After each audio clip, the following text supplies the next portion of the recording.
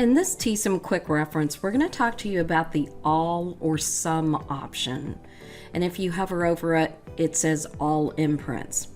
So here we have an order that has dark chocolate shirts in it, as well as ice gray shirts.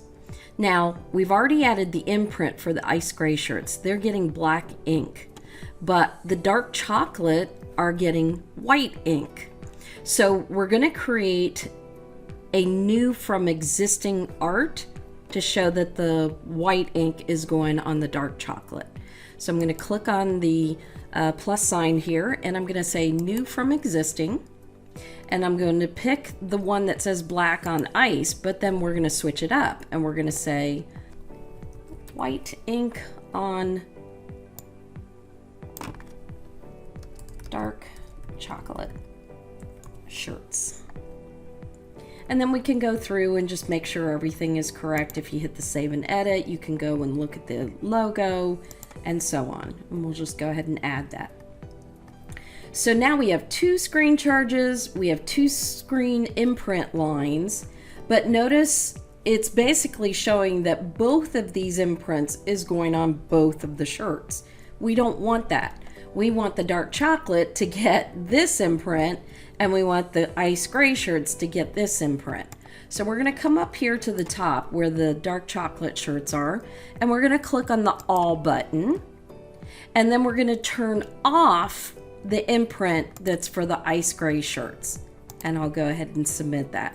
So again, I'm just going to go through each one of these and turn off the imprint for the ice gray shirts.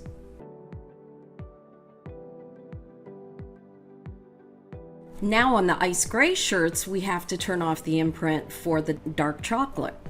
So I'm going to show you an easier way. Rather than coming over here to the all and clicking on each one individually, we can now select, group select the ice gray shirts, come over here to this icon and click on change imprint synced.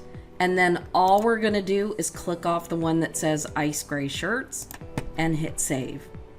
So now we have all the shirts that are saying they're getting some of the logos because the dark chocolate are getting this imprint and then the ice gray are getting this imprint. So I'm going to go ahead and get out of edit mode.